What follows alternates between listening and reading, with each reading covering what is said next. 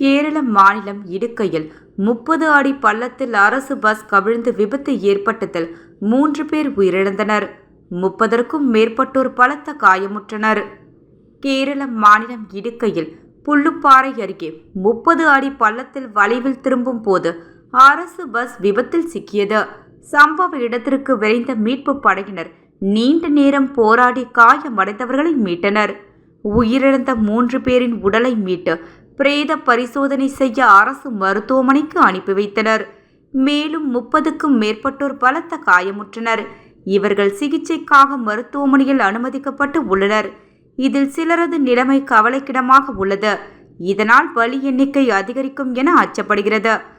அரசு பஸ்ஸினை வாடகைக்கு எடுத்து மாவோலி கரையில் இருந்து தஞ்சாவூருக்கு சுற்றுலா சென்றுவிட்டு சுற்றுலா பயணிகள் வீடு திரும்பி கொண்டிருந்த பொழுது விபத்து நிகழ்ந்துள்ளது என்பது விசாரணையில் தெரியவந்தது.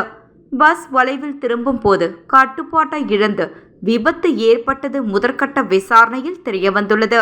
விபத்து குறித்து போலீசார் வழக்கு பதிவு செய்து விசாரிக்கின்றனர்.